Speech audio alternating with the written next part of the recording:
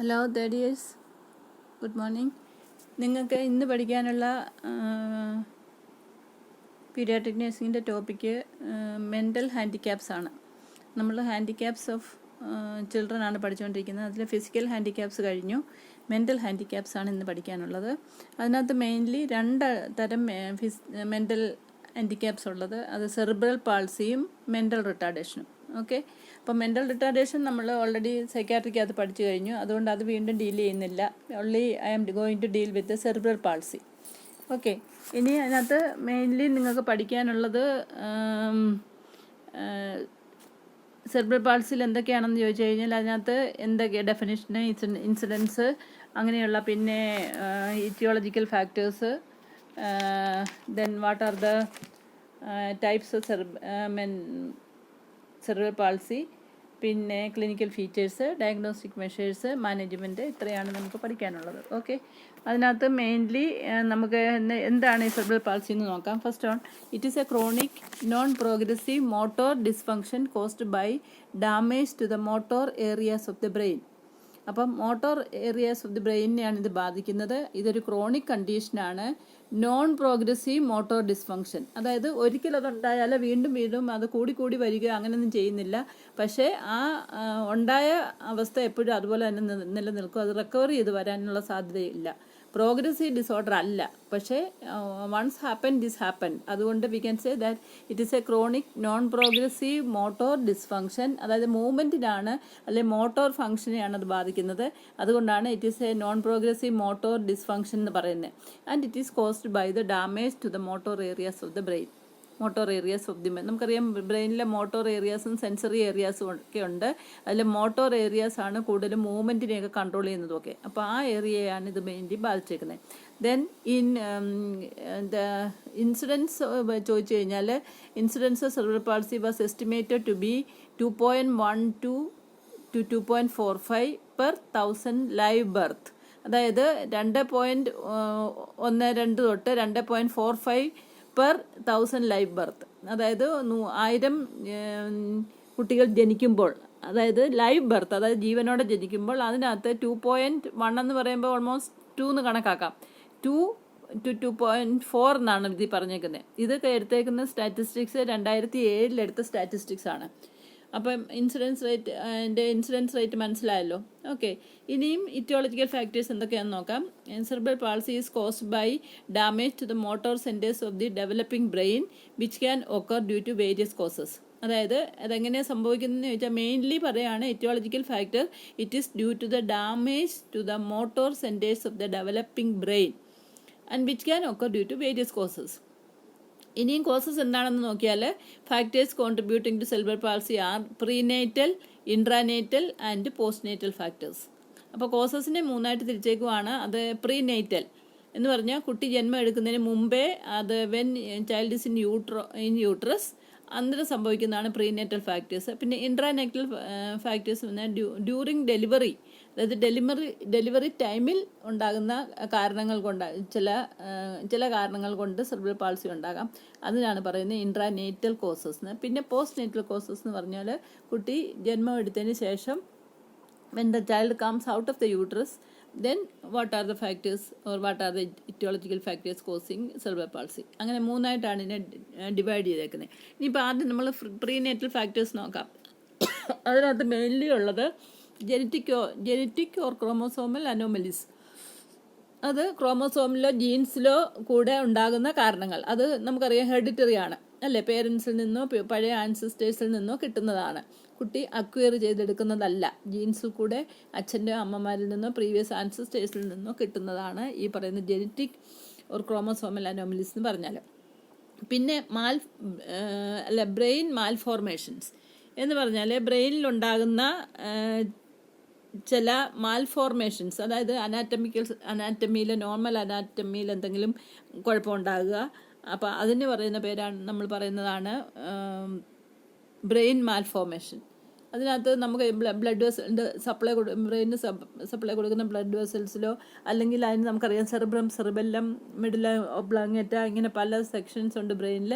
ഇതിന് എവിടെയെങ്കിലും അനാറ്റമിക്കലി എന്തെങ്കിലും പ്രശ്നം, നോർമൽ അനാറ്റമിയിൽ എന്തെങ്കിലും അബ്നോർമാലിറ്റി ചെയ്യുകയാണെങ്കിൽ, അല്ലെങ്കിൽ ബ്ലഡ് സപ്ലൈക്ക് എന്തെങ്കിലും കുഴപ്പം ഉണ്ടാകുകയാണെങ്കിൽ, അല്ലെങ്കിൽ എന്തെങ്കിലും ട്യൂമർ ഡെവലപ്പ് ചെയ്യുകയാണെങ്കിൽ, ഇങ്ങനെ എന്തെങ്കിലും ഉണ്ടാകുന്നതിനെല്ലാം നമ്മൾ ബ്രെയിൻ മാൽഫോർമേഷൻ എന്നാണ് പറയുന്നത്. അത് ഒരു കാരണമാണ്, പ്രീനേറ്റൽ ഫാക്ടേഴ്സിലെ ഒരു കാരണമാണ്. പിന്നെ എക്സ്പോഷർ ടു ടെറാറ്റോജൻസ്.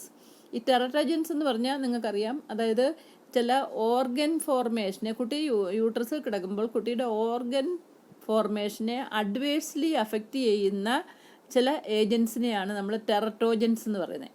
അപ്പം കുട്ടിയെ ഗർഭാവസ്ഥയിലിരിക്കുന്ന സമയത്ത് അമ്മ കുട്ടിക്ക് ഓർഗൻ ഫോർമേഷനെ അബ്നോർമലായിട്ട് അഫക്റ്റ് ചെയ്യുന്ന എന്തെങ്കിലും ഫുഡ് കഴിക്കുകയോ എന്തെങ്കിലും മെഡിസിൻ കഴിക്കുകയോ എന്തെങ്കിലും എൻവയൺമെൻറ്റൽ എക്സ്പോഷർ അമ്മയ്ക്ക് കിട്ടുകയോ ചെയ്യുമ്പോൾ കുട്ടിയുടെ അത് ഓർഗാനോജെനിസിസിനെ ബാധിക്കും. അതായത് formation of organs in the intrauterine baby. അപ്പോൾ അങ്ങനെയുള്ള പോയിസൺസിനാണ് നമ്മൾ ടെററ്റോജൻസ് എന്ന് പറയുന്നത്. അതുകൊണ്ട് തന്നെയാണ് ഫസ്റ്റ് ട്രൈമസ്റ്റർ ഓഫ് പ്രഗ്നൻസിയിൽ മദേഴ്സ് ഒരു കാരണവശാലും മെഡിസിൻസ് ഒന്നും എടുക്കാൻ പാടില്ല, unless and until it is highly essential which should be advised by the doctor. മനസ്സിലായോ? അങ്ങനെയുള്ള ഒരു കെമിക്കൽ സബ്സ്റ്റൻസും മദർ ഫസ്റ്റ് ട്രൈമസ്റ്ററിൽ എടുക്കാൻ പാടില്ല. അത് ഒരു ടെററ്റോജനായിട്ട് ആക്ട് ചെയ്യും. ഓക്കെ. പിന്നെ എക്സ്പോഷർ ടു മൾട്ടിപ്പിൾ പ്രഗ്നൻസി. അതായത് കുട്ടി നോർമലി ഒരു പ്രഗ്നൻസിയിൽ ഒരു കുട്ടി എന്നുള്ളതാണ് നമ്മുടെ നോർമൽസി. അഥവാ ഒന്നിലധികം കുട്ടികൾ ഉണ്ടാകുകയാണെങ്കിൽ അത് 2 or 3, ചിലപ്പോൾ അതിൽ കൂടുതലും ഉണ്ടാകാം. അങ്ങനെയുള്ള കണ്ടീഷൻ ഉണ്ടാകുകയാണെങ്കിൽ അത് കുട്ടിയുടെ ബ്രെയിൻ ഡെവലപ്മെൻറ്റിനെയൊക്കെ ബാധിക്കാം. അപ്പോൾ അതുകൊണ്ടായിരിക്കാം മൾട്ടിപ്പിൾ പ്രഗ്നൻസി ഒരു കാരണമാകുന്നത്. ഓക്കെ.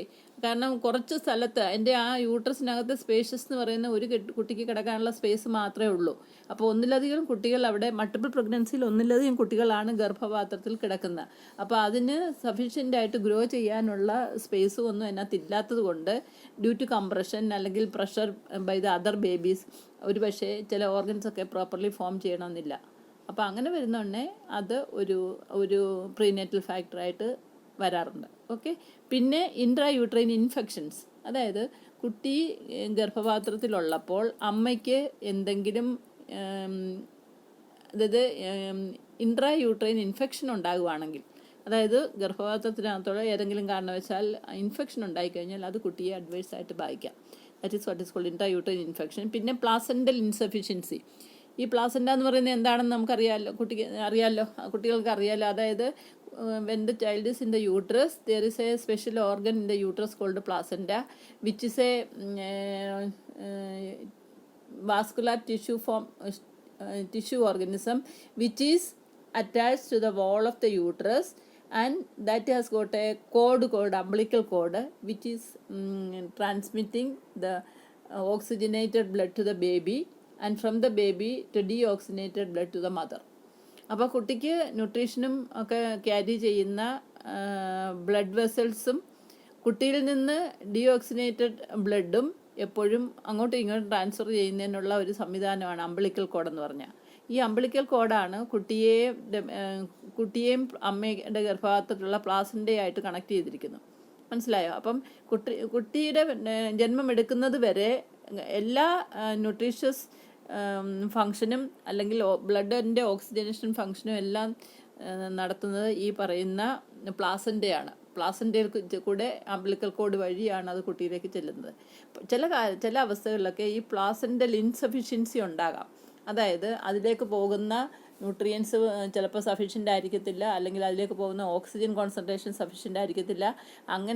അങ്ങനെ പ്ലാസൻ്റയ്ക്ക് എന്തെങ്കിലും പ്രോബ്ലം ഉണ്ടെങ്കിൽ it can lead to placental insufficiency which may lead to growth retardation in the child. മനസ്സിലായോ? അപ്പോൾ അതാണ് ഈ പ്ലാസൻ്റൽ ഇൻസഫിഷ്യൻസി ഒരു പ്രീനേറ്റൽ ഫാക്ടറായിട്ട് വരാം സെറിബ്രൽ പാൾസിയിൽ. മനസ്സിലായോ? അപ്പോൾ അതായത് ഒന്നുകൂടെ പറയാം, പ്ലാസൻ്റൽ ഇൻസഫിഷ്യൻസി എന്ന് പറഞ്ഞാൽ the mediator between the child and the mother in terms of oxygenation and nutrition is called placenta, which is not functioning properly, which can interfere with the growth of the child when the child is in the uterus. Okay, that can lead to cerebral palsy to the child. അപ്പോൾ ടോട്ടലായിട്ട് നമ്മളിപ്പം prenatal ഫാക്ടേഴ്സിൽ പറഞ്ഞത് genetic or chromosomal anomalies, brain and malformations, exposure to teratogens, multiple pregnancy, intrauterine infections, then placental insufficiency. Okay, ഇനി നമുക്ക് intranatal factors എന്തൊക്കെയാണെന്ന് നോക്കാം. Intranatal factors are again the complicated labour and delivery. അതായത് അമ്മയുടെ ഡെലിവറി ടൈമിൽ അതിന് ഇത്ര ടൈം കൊണ്ട് ഡെലിവറി ആകണം എന്നൊക്കെ ഒരു കണക്കുണ്ട്. First stage, second stage, third stage, ഇങ്ങനെയുള്ള 3 സ്റ്റേജിൽ കൂടെയാണ് നമ്മളെപ്പോഴും ഡെലിവറി ഒക്കർ ചെയ്യുന്നത്. അപ്പോൾ ഈ ഒരു നോർമൽ ടൈമിൽ കൂടുതൽ എടുക്കുക. അതായത് ശരിക്കും കുട്ടി കടന്നു പോകേണ്ട ആ സെർവിക്സിൻ്റെ ഡയലറ്റേഷൻ അല്ലെങ്കിൽ ഓപ്പണിങ് നല്ലപോലെ വൈഡ് ആകാതിരിക്കുക, അല്ലെങ്കിൽ വേറൊരു കാരണം വെച്ചാൽ ആ കുട്ടി പാസ് ചെയ്യുന്ന സമയത്തിന് കൂടുതൽ സമയം എടുക്കുക, അല്ലെങ്കിൽ ഏതെങ്കിലുമൊക്കെ ഓർഗൻസ് അവിടെ വെച്ച് കംപ്രസ്ഡ് ആയി പോവുക, അതല്ലെങ്കിൽ കുട്ടിക്ക് അംബിളിക്കൽ കോഡ് ആദ്യമേ വെളിയിൽ വരിക. അല്ല, അപ്പോൾ അതിൻ്റെ നോർമൽ ഡെലിവറിയിൽ കുട്ടിയുടെ ഹെഡാണ് ആദ്യം വരേണ്ടത്. അത് കഴിഞ്ഞിട്ട് ബാക്കി എല്ലാം ഒരു മെക്കാനിസമായിട്ടാണ് പെട്ടെന്ന് ഫുള്ളി ഡയലേറ്റഡ് വജൈനയിൽ കൂടെ സർവീസിൽ കൂടെ കടന്നു വരിക ചെയ്യുന്നത്.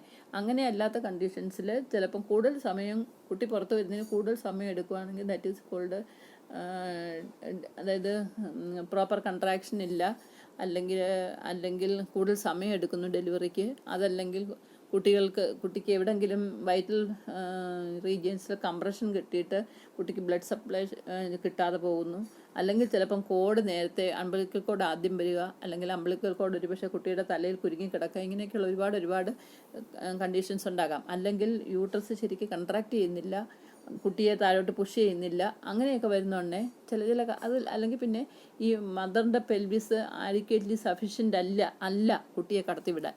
ഇങ്ങനെയുള്ള ഒരുപാട് കാരണങ്ങൾ കൊണ്ട് കോംപ്ലിക്കേറ്റഡ് ലേബർ അല്ലെങ്കിൽ ഡെലിവറി ഉണ്ടാകാം. മനസ്സിലായോ? അതും ഒരു ഇൻട്രാനേറ്റൽ ഫാക്ടറാണ് സെറിബ്രൽ പാൾസിയുടെ. പിന്നെ വേറൊന്ന് birth injury due to direct head trauma. ഈ ഡയറക്റ്റ് ഹെഡ് ട്രോമ എന്ന് പറയുന്നത്, അതായത് ഈ പ്രസവ സമയത്ത് എങ്ങനെ ഡയറക്റ്റ് ഹെഡ് ട്രോമ ഉണ്ടാകുന്നത്? അതായത് ചിലപ്പോൾ ഡെലിവറി ഡിഫിക്കൽട്ട് ആകുമ്പോൾ ചിലപ്പം അറ്റൻഡിങ് ഡോക്ടർ ഫോഴ്സപ്സ് ഒക്കെ ഇട്ട് കുട്ടിയുടെ എടുക്കാൻ ശ്രമിക്കും. അപ്പോൾ അങ്ങനെ വരുന്നതന്നെ ഈ ഫോഴ്സസ് ആപ്ലിക്കേഷൻ കുട്ടിയുടെ ഹെഡിൽ ചിലപ്പോൾ കംപ്രഷൻ ഉണ്ടാകാം, ഇഞ്ചുറി ഒക്കെ ഉണ്ടാകാം. അതല്ലെങ്കിൽ വാക്യൂം എക്സ്ട്രാക്ഷൻ എന്ന് പറഞ്ഞ് വേറൊരു തരം മെക്കാനിക്കൽ മെഷീൻ്റെ ഹെൽപ്പോടെ ഡെലിവറി നടത്താറുണ്ട്. ഇങ്ങനെയുള്ള കണ്ടീഷനിലൊക്കെ ഇഞ്ചുറി കുട്ടിയുടെ തലയിൽ സംഭവിച്ചാൽ അത് സെറിബ്രൽ പാൾസി ഉണ്ടാകാൻ കാരണമാകും. പിന്നെ വേറൊന്ന് asphyxia secondary to cord prolapse. അതായത് കുട്ടിയുടെ കോഡാണ് ആദ്യം വരുന്നതെങ്കിൽ ആ കോഡ് പ്രൊലാപ്സ് കൊണ്ട് കുട്ടിക്ക് അസ്ഫിക്സിയ ഉണ്ടാകാം. കാരണം എന്താണെന്ന് വെച്ച് കഴിഞ്ഞാൽ ഈ അംബിലിക്കൽ കോഡിൽ കൂടെ ആണല്ലോ ഓക്സിജനേറ്റഡ് ബ്ലഡ് കുട്ടിക്ക് എത്തേണ്ടത് ഡെലിവറി ആകുന്നിടം വരെ. അപ്പം ഡെലിവറി ആയി കുട്ടി ഫസ്റ്റ് ബ്രീത്ത് എടുക്കുന്നിടം വരെ ഓക്സിജനേറ്റഡ് ബ്ലഡ് അമ്മയിൽ നിന്ന് അംബിലിക്കൽ കോഡിൽ കൂടെ കുട്ടിക്ക് കിട്ടിയിരിക്കണം. അതേസമയം ആദ്യമേ കുട്ടി ഡെലിവറി ആയി നമ്മൾ ഫസ്റ്റ് ബ്രീത്ത് എടുക്കുക, അംബിലിക്കൽ കോഡ് കട്ട് ചെയ്യുമ്പോൾ അല്ലെങ്കിൽ ഫസ്റ്റ് ബ്രീത്ത് എടുക്കുമ്പോഴാണ് അംബിലിക്കൽ കോഡ് കട്ട് ചെയ്യുന്നത്. അപ്പോൾ അങ്ങനെ വരുന്നോണ്ടേ ലങ് ഓൾറെഡി സ്റ്റാർട്ട് ചെയ്യാൻ തുടങ്ങുന്നു. അപ്പോൾ അങ്ങനെ ആകുമ്പോൾ ഓക്സിജനേഷൻ കുട്ടിയുടെ ബ്രീത്തിങ്ങിൽ കൂടെ സംഭവിക്കും, കുട്ടിക്ക് കിട്ടും. മനസ്സിലായി? അപ്പം അംബിലിക്കൽ കോഡ് കട്ട് ചെയ്താലും കുഴപ്പമില്ല. പക്ഷേ ചില കണ്ടീഷനുണ്ട്, അതിനകത്ത് എന്താ സംഭവിക്കുന്നതെന്ന് വെച്ചാൽ കോഡ് പ്രൊലാപ്സ് ആകും. എന്ന് വെച്ചാൽ അത് ആദ്യമേ വെളിയിൽ വന്നിട്ട് അതിന് കംപ്രഷനൊക്കെ സംഭവിച്ചതിന് ശേഷം കുട്ടിക്ക് സഫീഷ്യൻറ്റ് ഓക്സിജനേറ്റഡ് ബ്ലഡ് കിട്ടാതെ പോകും. അപ്പോൾ അതും ഒരു ഇൻട്രാനേറ്റൽ ഫാക്ടറായിട്ട് ആക്ട് ചെയ്യുന്നു. പിന്നെ പ്രീ എക്ലാംസിയ. അങ്ങനെ പറഞ്ഞാൽ എന്താണെന്ന് ചോദിച്ചാൽ കുട്ടി when the child is in utero the mother experience high blood pressure which may lead to some placental insufficiency. മനസ്സിലായോ? അങ്ങനെ വരുന്നോടനെ ആ കുട്ടി ഗ്രോത്ത് റിട്ടാർഡേഷനൊക്കെ ഉണ്ടാകാറുണ്ട്. ഇൻട്രായൂട്രൈൻ ഗ്രോത്ത് റിട്ടാർഡേഷനൊക്കെ ഈ പറയുന്ന മദറിന് ഹൈ BP ഉണ്ടാകുക. കുട്ടി പ്രഗ്നൻസിയിലാകുമ്പം ഫുൾ ടൈം ആയിട്ട് ഡെലിവറി ആകുന്നതിന് മുമ്പ് തന്നെ അമ്മയ്ക്ക് ഹൈ BP ഉണ്ടായിട്ട് അത് ഗ്രോത്ത് റിട്ടാർഡേഷന് കാരണമാകാം. അപ്പോൾ അങ്ങനെ വരുന്നോടനെ ഒരുപക്ഷെ കുട്ടിയെ ചിലപ്പോൾ നേരത്തെ സിസേറിയൻ ചെയ്തെടുക്കേണ്ടിയൊക്കെ വരും. കാരണം അങ്ങനെ മദറിൻ്റെ ആ BP even though some mothers will not even respond to treatment to hypertension. അപ്പോൾ അങ്ങനെ വരുമ്പം കുട്ടിയെ വെളിയിലെടുക്കുക നേരത്തെ തന്നെ, അതായത് ടേം ആകുന്നതിന് മുമ്പ് തന്നെ ചിലപ്പം കുട്ടിയെ സിസേറിയൻ ചെയ്ത് വെളിയിലെടുക്കേണ്ടി വരും. അപ്പം പ്രിമച്ചർ ബേബി ആയിരിക്കും അത്. അങ്ങനെ വരുമ്പോഴും ചിലപ്പം കുട്ടിക്ക് അതായത് സെറിബ്രൽ പാൾസി ഉണ്ടാകാനുള്ള കാരണമാണ്. പിന്നെ കണ്ണിക്ടർസ് എന്ന് പറയുമ്പോൾ കുട്ടിക്ക് ബിലിറൂബിൻ കോൺസെൻട്രേഷനും ഒക്കെ ഒരുപാടാകുന്നതുകൊണ്ട് അതും ഒരു കാരണമാകാം. അപ്പോൾ ഇത്രയാണ് ഇൻട്രാനെറ്റൽ ഫാക്ടേഴ്സ്. അതായത് complicated labour and delivery, birth injury due to direct head trauma, then asphyxia secondary to cord prolapse, then pre-eclampsia. It is a condition occurring in the mother, pregnant mother, which may adversely affect the child, leading to growth retardation and all. പിന്നെ കെർണിക്ടേഴ്സ്. ഇത്രയാണ് intranatal factors ആയിട്ട് affect ചെയ്യുന്നത്. ഇനി മൂന്നാമത്തെ postnatal factors ആണ്. അതായത് കുട്ടി ജന്മം എടുത്തതിന് ശേഷം ഉണ്ടാകാവുന്ന കാരണങ്ങളാണ്. അത് ഹെഡ് ട്രോമ ആകാം, മെനിഞ്ചൈറ്റിസ് ആകാം, toxic injection such as lead poisoning. ഏതെങ്കിലും കാരണവശാൽ കുട്ടി ചില ലെഡ് പോയ്സണിങ് എന്ന് പറഞ്ഞു കഴിഞ്ഞാൽ ഇത് പെയിൻ്റൊക്കെ ഉണ്ടാക്കാൻ ഉപയോഗിക്കുന്ന ഒരു സാധനമാണ് ലെഡ്. അപ്പം കുട്ടി അറിയാതെ തന്നെ എവിടെയെങ്കിലുമൊക്കെ ഇരുന്ന എന്താ പോയ്സണിങ്ങിനൊക്കെ സാധ്യത വരാം. പെയിൻ്റ് ഉള്ള സാധനങ്ങൾക്ക് ഏതെങ്കിലും കാര്യത്തിൽ ഉള്ളിൽ പോകാൻ സാധ്യത കാരണമായാൽ that can lead to lead poisoning which can act as a postnatal factor. പിന്നെ ഇൻസിഡൻസ് സച്ച് ആസ് ചോക്കിങ് എന്ന് വെച്ചാൽ കഴിക്കുന്ന വസ്തുക്കൾ നെറുകെ കയറുക എന്നൊക്കെ നമ്മൾ പറയാറില്ലേ, അതായത് ആസ്പിറേറ്റ് ചെയ്യുക. പിന്നെ ഡ്രൗണിങ്, മുങ്ങൽ. പിന്നെ പോയ്സണിങ്. ഇതാണ് certain incidents which may act as postnatal factor for cerebral palsy. പിന്നെ ഷേക്കൻ ബേബി സിൻഡ്രോം, ഇതും കുട്ടികളിൽ ഉണ്ടാകുന്ന ഒരു ഇമ്മീഡിയറ്റ്ലി ആഫ്റ്റർ ബർത്ത് ഉണ്ടാകുന്ന ഒരു കണ്ടീഷനാണ്. That also can lead to, ഇതൊക്കെ നമ്മൾ പീഡിയാട്രിക്സിൽ നിങ്ങൾ ഡീറ്റെയിൽഡ് ആയിട്ട് പഠിക്കും. This a condition which lead to cerebral palsy. Okay, postnatal factors, head trauma, meningitis, toxic injection such as injection അല്ല, injection means swallowing എന്നർത്ഥം, such as lead poisoning, then incidents such as choking, drowning, poisoning and shaken baby syndrome. പിന്നെ അടുത്തത് ഇനി types of cerebral palsy നോക്കാം. Cerebral palsy mainly spastic cerebral palsy, ataxic cerebral palsy, then athetoid cerebral palsy, ഇങ്ങനെ divide ചെയ്തിട്ടുണ്ട്. അതിനകത്ത് ഈ spastic cerebral palsy എന്ന് പറഞ്ഞാൽ the most common type occurring in 80% and it is caused by upper motor neuron lesions. അതായത് 80% cerebral palsy ഉണ്ടാകുന്ന ഈ spastic cerebral palsy തരമാണ്. അതിനകത്ത് മെയിൻലി എങ്ങനെയാണ് അതിൻ്റെ കോസറ്റീവ് ഫാക്ടർ എവിടെയാണെന്ന് വെച്ചാൽ it is caused by the upper motor neuron lesions. Okay, ഇനി സെക്കൻഡ് ടൈപ്പാണ് ataxic cerebral palsy. This also occurs in 10% of the child with cerebral palsy and it is caused by damage to the cerebellum. മനസ്സിലായി? ആദ്യമേ upper motor neuron lesions കൊണ്ടാണ് ആദ്യത്തെ type ഉണ്ടായത്. രണ്ടാമത്തെ type എന്ന് പറയുന്നത് ഡാമേജ് ടു ദ സെറിബെല്ലം. മനസ്സിലായി? മൂന്നാമത്തെ ടൈപ്പാണ് athetoid cerebral palsy. This also occur in 10% of cases and it involves mixed muscle tone. മനസ്സിലായോ? അതായത് ഇതിൻ്റെ കാരണം എക്സാക്ട്ലി എവിടെയാണെന്ന് പറയുന്നില്ല, പക്ഷെ അതെങ്ങനെയാണ് ഉണ്ടാകുന്നതെന്ന് പറഞ്ഞിട്ട് ഇൻവോൾവ്സ് മിക്സ്ഡ് മസിൽ ടോൺ. അപ്പോൾ ഇത് മൂന്നുമാണ് ടൈപ്സ് ഓഫ് സെറിബ്രൽ പാൾസി. ഒന്നാമത് spastic cerebral palsy, ataxic cerebral palsy and athetoid cerebral palsy. Okay, ഇനിയും നമുക്ക് ക്ലിനിക്കൽ ഫീച്ചേഴ്സ് ജനറലി ഇതിൻ്റെ എന്തൊക്കെയാണെന്ന് നോക്കാം. അതിനകത്ത് mainly abnormal muscle tone. Abnormal muscle tone എന്ന് പറഞ്ഞാൽ നമ്മൾ നോർമലി നമുക്കറിയാം കൺട്രാക്ട് ചെയ്യുമ്പോഴാണ് മസിൽ റിജിഡ് ആകുമ്പോൾ, അല്ലാത്തപ്പോൾ റിലാക്സ്ഡ് ആണെന്നൊക്കെ നമ്മൾ പഠിക്കുന്ന അനാറ്റമിയും ഫിസിയോളജിയൊക്കെ പഠിക്കുമ്പോൾ. പക്ഷേ ഇതിനകത്ത് അബ്നോർമൽ മസിൽ ടോൺ എപ്പോഴും കുട്ടി കാണിക്കും. പിന്നെ joint and bone deformities and contractures. അതായത് കുട്ടിക്ക് ജോയിൻറ്റിൻ്റെ അല്ലെങ്കിൽ ബോണിൻ്റെ ഡിഫോമിറ്റീസും കൺട്രാക്ചേഴ്സും ഒക്കെ ഉണ്ടാകാം. പിന്നെ അതുകൂടാതെ spasticity, spasm and involuntary movements, unsteady gait, ഇങ്ങനെയുള്ള, അതായത് ശരിക്കും നടക്കാതിരിക്കുക, സ്റ്റഡിനെസ് ഇല്ലാത്ത ഒരുതരം നടപ്പ്. പിന്നെ മസിലിന് സ്പാസ്റ്റിസിറ്റി ഉണ്ടാകുക. അത് സ്പാസ്റ്റിസിറ്റി എന്ന് പറഞ്ഞാൽ ചിലപ്പം കൈയൊക്കെ മടക്കി വെച്ചാൽ പിന്നെ നൂക്കാനൊന്നും ഒക്കത്തില്ല, കാല് മടക്കി വെച്ചാൽ നൂക്കാനൊക്കത്തില്ല, ഹൈലി സ്പാസ്റ്റിക് ആയാലും. പിന്നെ സ്പാസം ആൻഡ് ഇൻവോളണ്ടറി മൂവ്മെൻറ്റ്സ്, അതായത് സ്പാസം കൊണ്ട് കുട്ടി ആഗ്രഹിക്കാതെ തന്നെ പലതരം അബ്നോർമൽ മൂവ്മെൻ്റ് ഒക്കെ കുട്ടി കാണിക്കും. അതാണ് പറയുന്നത് സ്പാസം ആൻഡ് ഇൻവോളണ്ടറി മൂവ്മെൻറ്റ്സ്. പിന്നെ birth defects such as spinal curvature.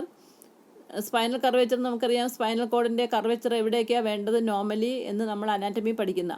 അപ്പോൾ ചിലയിടത്തൊക്കെ കൂടുതൽ കർവേച്ചർ ചില ഭാഗങ്ങളിലൊക്കെ ഉണ്ടാക്കിയിട്ട് കുട്ടിക്ക് അത് ഡിഫോമിറ്റി ഉണ്ടാക്കുക.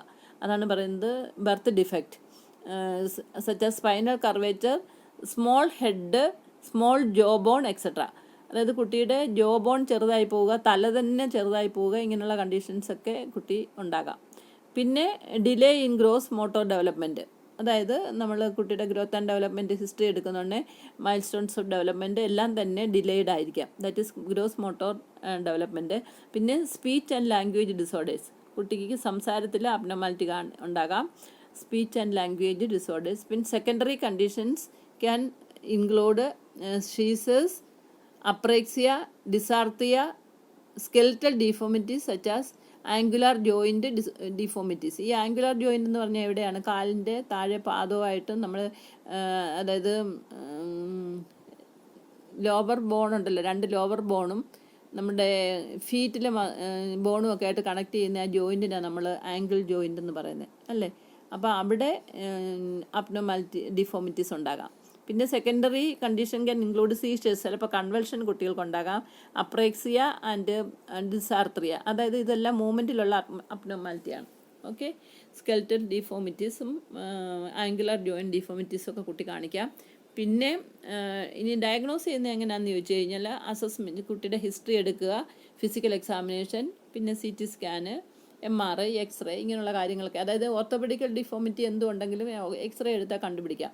പിന്നെ മസിലിൻ്റെയും മറ്റുള്ള സ്ട്രക്ചേഴ്സിൻ്റെയൊക്കെ ഡിഫോമിറ്റി കുറേ കൂടെ നന്നായിട്ട് അറിയണമെങ്കിൽ CT സ്കാനോ MRI ചെയ്യണം. പിന്നെ history of the child as well as physical examination. ഇത്രയാണ് ഡയഗ്നോസിസിന് ഹെൽപ്പ് ചെയ്യുന്ന മെഷേഴ്സ്. ഓക്കെ, ഇനിയും അടുത്തത് ഇനി എങ്ങനെ ഈ കുട്ടിയെ മാനേജ് ചെയ്യുന്നതെന്ന് ചോദിച്ചാൽ, management of cerebral palsy is a lifelong multi-dimensional process focused on the maintenance of associated condition. അതായത് ഈ കുട്ടിയുടെ മാനേജ്മെൻറ്റ് എന്ന് പറഞ്ഞാൽ ഇത് ക്രോണിക് കണ്ടീഷനാണ്. പെട്ടെന്ന് ചികിത്സ കൊടുത്ത് പെട്ടെന്ന് ഭേദമാക്കാൻ പറ്റത്തില്ല. ഇത് ലോങ് ലാസ്റ്റിംഗ് ആണ്.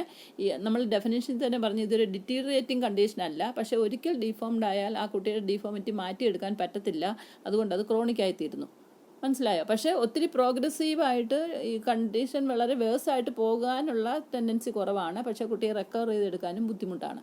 അപ്പോൾ അതുകൊണ്ട് ഇതിന് ഓൾ ലൈഫ് ടൈം ട്രീറ്റ്മെൻറ്റ് വേണം. അത് മെയിൻലി റിഹാബിലിറ്റേഷനാണ് കുട്ടികൾക്ക് കൂടുതലും കൊടുക്കുന്നത്. അപ്പോൾ അതുകൊണ്ട് treatment of cerebral palsy is A long time multi dimensional process. അതായത് അവിടെ ഡോക്ടറുടെ ഇൻവോൾവ്മെൻറ്റ് മാത്രം പോരാ, ടീം ഓഫ് മെമ്പേഴ്സ് വേണം.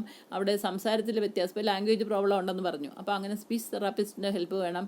പിന്നെ കൺട്രാക്ചർ ഉണ്ടാകാനുണ്ട്, ഡിഫോമിറ്റി ഉണ്ടാകാനുള്ള സാധ്യതയുണ്ട്, മസിൽ പ്രോബ്ലം ഉണ്ട്, അപ്പോൾ അവിടെ ഫിസിയോതെറാപ്പിസ്റ്റിൻ്റെ ഹെൽപ്പ് വേണം. അങ്ങനെ ഡിഫറെൻറ്റ് തെറാപ്പീസിൻ്റെയും ഡോക്ടറിൻ്റെയും നഴ്സസിൻ്റെയും എല്ലാം കൂടെ ഒരു ടീം വർക്ക് കൊണ്ട് മാത്രമേ ഈ കുട്ടിയെ ലോങ് ടൈം ട്രീറ്റ്മെൻറ്റിന് വിധേയനാക്കണം.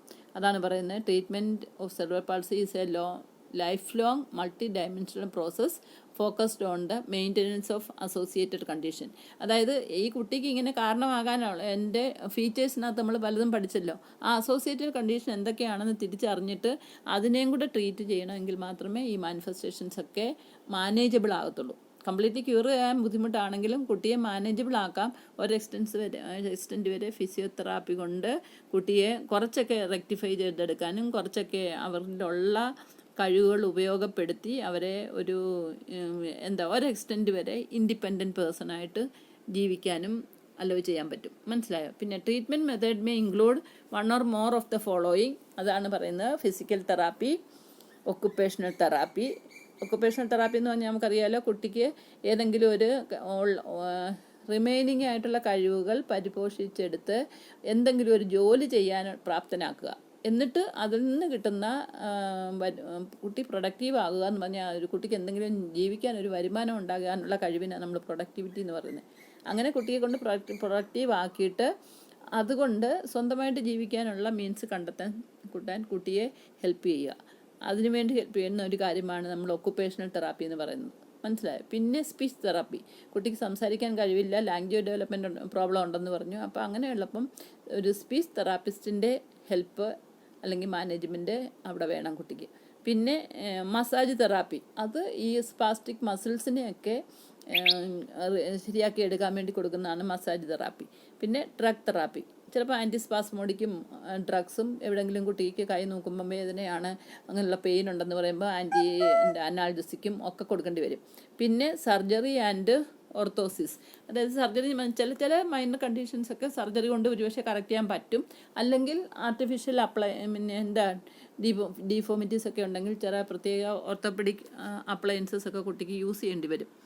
മനസ്സിലായോ? അതിൻ്റെ ഹെൽപ്പോട് കൂടിയൊക്കെ കുട്ടിക്ക് നടക്കാനും ഒക്കെ സാധിച്ചെന്നിരിക്കും. അതാണ് പറയുന്നത് സർജറി ആൻഡ് ഓർത്തോസിസ് എന്ന് പറയുന്നത്. ഓക്കെ, പിന്നെ അപ്പോൾ ഇത്രയാണ് ചൈൽഡിൻ്റെ മാനേജ്മെൻറ്റ്. അപ്പോൾ നമ്മൾ ശരിക്കും പറഞ്ഞാൽ ഈ സെർബ്രൽ പാൾസിൽ ഒരുപാട് കാര്യങ്ങൾ പഠിച്ചു. അതിനകത്ത് മെൻ്റൽ റിട്ടാർഡേഷനാണ് നമ്മുടെ ഹെഡിങ് എങ്കിൽ പോലും ഞാൻ സെർബ്രൽ പാൾസി എടുക്കുന്നുള്ളതെന്ന് പറഞ്ഞു. കാരണം മറ്റേത് നമ്മൾ വളരെ ഡീറ്റെയിൽഡായിട്ട് സൈക്യാട്രിക് നഴ്സിംഗ് പഠിച്ചതാണ് മെൻ്റൽ റിട്ടാർഡേഷൻ. ഇതൊരു ചാപ്റ്റർ തന്നെയാണ് നമുക്കതിനകത്ത്. അപ്പോൾ അത്രയും സമയം എടുത്ത് അത് പഠിച്ചുകൊണ്ട് ഞാൻ ഇത് വീണ്ടും എടുക്കുന്നില്ല. അപ്പം സെർബ്രൽ പാൾസിയുടെ ഡെഫിനിഷൻ എന്താണെന്നും അതിൻ്റെ ഇൻസിഡൻസ് റേറ്റ് എത്രയൊക്കെയുണ്ടെന്ന് പഠിച്ചു. പിന്നെ അതിൻ്റെ ഇറ്റിയോളജിക്കൽ ഫാക്ടേഴ്സ് അതിനെ 3ആയിട്ട് ഡിവൈഡ് ചെയ്ത് പ്രീനേറ്റൽ, ഇൻട്രാനേറ്റൽ, പോസ്റ്റ്നേറ്റൽ എന്നും പറഞ്ഞ് പഠിച്ചു. പിന്നെ അത് കഴിഞ്ഞ് എത്ര ടൈപ്പ് സെർബ്രൽ പാൾസി ഉണ്ടെന്ന് പഠിച്ചു. Spastic cerebral palsy, ataxic and athetoid cerebral palsy. അങ്ങനെ നമ്മൾ 3 എണ്ണം പഠിച്ചു. പിന്നെ ക്ലിനിക്കൽ ഫീച്ചേഴ്സ്, എന്തൊക്കെ മാനിഫെസ്റ്റേഷനാണ് കുട്ടിയെ കാണിക്കുന്നത് അല്ലേ, അതെല്ലാം പഠിച്ചെങ്കിൽ മാത്രമല്ലേ നമുക്ക് കുട്ടിയുടെ പ്രോബ്ലം എന്താണെന്ന് ഐഡൻറ്റിഫൈ ചെയ്ത് നേഴ്സിംഗ് കെയർ പ്ലാനും ഒക്കെ ഉണ്ടാക്കാനൊക്കെ പറ്റത്തുള്ളൂ. അപ്പോൾ നമ്മൾ തീർച്ചയായിട്ടും ക്ലിനിക്കൽ ഫീച്ചേഴ്സ് അറിയണം. പിന്നെ ഡയഗ്നോസ്റ്റിക് മെഷേഴ്സിനകത്ത് മെയിൻലി എങ്ങനെയൊക്കെയാണ് കുട്ടിയെ ഈ കണ്ടീഷൻ എക്സ്റ്റെൻഡ് ഡയഗ്നോസ് ചെയ്യുന്നതെന്ന് ചോദിച്ചു കഴിഞ്ഞാൽ assessment of history, physical examination, CT scan and MRI. പിന്നെ മാനേജ്മെൻറ്റിനകത്ത് മനസ്സിലായി ടീം അപ്രോച്ച് വേണം കുട്ടിയെ ട്രീറ്റ് ചെയ്യാൻ. അതിനകത്ത് mainly treatment modality physical therapy, പിന്നെ occupational therapy, speech therapy, massage therapy, drug therapy, surgery and orthosis. ഇത്രയാണ് നമ്മൾ പഠിച്ചത്. ഓക്കെ, അപ്പം ഇതിനകത്ത് നമ്മൾ സെർബ്രൽ പാൾസി ഉള്ള കുട്ടികളെ നമ്മൾ പീഡിയാട്രിക് വാർഡിലൊക്കെ പോകുമ്പം കാണാറുണ്ട്. Even though it is a chronic condition, അവർക്ക് പലപ്പോഴും സോളോയിങ് പ്രോബ്ലം, അതുകൊണ്ട് ചിലപ്പോൾ അപ്പർ റെസ്പിറേറ്ററി ഇൻഫെക്ഷൻ അങ്ങനെയൊക്കെയുള്ള കാലങ്ങളായിട്ട് കുട്ടികൾ വരാറുണ്ട്. അപ്പോൾ അങ്ങനെയുള്ളപ്പോൾ നമുക്ക് കുട്ടികളെ വാർഡിലോ അല്ലെങ്കിൽ ക്ലിനിക്കൽ ഫീൽഡിൽ പോകുമ്പം കാണാൻ പറ്റും. So you should know how to take care of such children. Okay, അപ്പോൾ ഇതാണ് മെയിൻലി. ഇനി സെക്കൻഡ് വൺ മെൻ്റൽ റിട്ടാർഡേഷൻ ആണ്. അതിനകത്ത് നമ്മൾ എല്ലാം നമ്മൾ പഠിച്ചെന്ന് പറഞ്ഞു. അതിനകത്ത് റിഹാബിലിറ്റേഷനൊക്കെ നിങ്ങൾ പഠിച്ചെന്നാണ് എൻ്റെ വിശ്വാസം. ഇല്ലെങ്കിൽ നിങ്ങൾക്ക് ഏതെങ്കിലും ആസ്പെക്റ്റ് ഞാൻ എടുക്കണമെന്ന് തോന്നുവാണെങ്കിൽ പറയുക. റിഹാബിലിറ്റേഷനൊക്കെ കൂടുതൽ ഇമ്പോർട്ടൻസ് ഉള്ളതാണ്. ഇറ്റിയോളജിക്കൽ ഫാക്ടേഴ്സ് നമുക്കറിയാം. പിന്നെ അതിൻ്റെ ക്ലിനിക്കൽ മാനിഫെസ്റ്റേഷൻ ഉണ്ട്. പിന്നെ ട്രീറ്റ്മെൻറ്റ് മൊഡാലിറ്റിക്കകത്ത് ഒരുപാട് ട്രീറ്റ്മെൻ്റ് ഒന്നും ഇല്ല, അവർക്കുള്ള റിഹാബിലിറ്റേഷനേ ഉള്ളൂ. അപ്പോൾ അങ്ങനെ വരുമ്പോൾ റിഹാബിലിറ്റേഷനെ പറ്റി വേണമെങ്കിൽ നിങ്ങൾക്ക് എന്തെങ്കിലും കൂടുതൽ അറിയണമെങ്കിൽ എന്നോട് ചോദിച്ചാൽ ഞാൻ പറഞ്ഞുതരാം. എനിവേ ഇത് മാഡം ഡീറ്റെയിൽഡായിട്ട് 1 ചാപ്റ്ററായിട്ട് തന്നെ ഗായത്രി മാഡം എടുത്തു. അപ്പോൾ അതുകൊണ്ട് വീണ്ടും സമയം കളയുന്നില്ല മെൻ്റൽ റിട്ടാർഡേഷന്. ഓക്കെ, അത് നോക്കി നിങ്ങൾ പഠിക്കുക. ഇനി ഇപ്പോൾ ഈ പഠിച്ചതിനകത്ത് എന്തെങ്കിലും കൂടുതൽ നിങ്ങൾക്ക് അറിയണമെന്നുണ്ടെങ്കിൽ എന്നോട് ചോദിക്കുക. ഓക്കെ, പിന്നെ അതുപോലെ തന്നെ ഞാനിപ്പോൾ സ്ലൈഡ്സും ഡിസ്കഷനും ഉണ്ട്. പിന്നെ പുസ്തകം നിങ്ങളുടെ കയ്യിൽ ഉണ്ടാകുമല്ലോ. ഇതെല്ലാം വെച്ച് അന്നന്ന് പഠിപ്പിക്കുന്നതിൻ്റെ നോട്ട് അന്നന്ന് എഴുതി ഉണ്ടാക്കണം. ഞാൻ മെയിൻലി സ്ട്രെസ് ചെയ്ത് പറയുന്നത് പരീക്ഷയൊന്നും എഴുതാതെ ഇപ്പോൾ പരീക്ഷ എഴുതാതെ ഫ്രീ ആയിട്ടിരിക്കുന്നവരോട് ഉദ്ദേശിച്ചാണ്. മറ്റവർക്ക് സപ്ലി പരീക്ഷ ഗോയിങ് ഓൺ ആണ്. അവരത് പിന്നെ എപ്പോഴെങ്കിലും എഴുതിയെടുക്കുകയോ പഠിക്കുകയോ ചെയ്യണം. പക്ഷേ നിങ്ങൾ അവരെ ഹെൽപ്പ് ചെയ്യണം. മനസ്സിലായോ? അപ്പോൾ അതുകൊണ്ട് ഒരുപാട് പഠിക്കാൻ ആ കുട്ടികൾക്കുണ്ടല്ലോ. അതിൻ്റെ കൂടെ വീണ്ടും സപ്ലിമെൻ്ററി അടിച്ച് കിടക്കാതിരിക്കണമെങ്കിൽ അന്നന്ന് പഠിപ്പിക്കുന്നത് അന്നന്ന് തന്നെ പഠിക്കുക, നോട്ടുണ്ടാക്കുക. ഓക്കെ, ഇവിടെ എന്തെങ്കിലും ഡൗട്ട് ഉണ്ടെങ്കിൽ നിങ്ങൾ എന്നോട് ചോദിക്കുക. ഓക്കെ.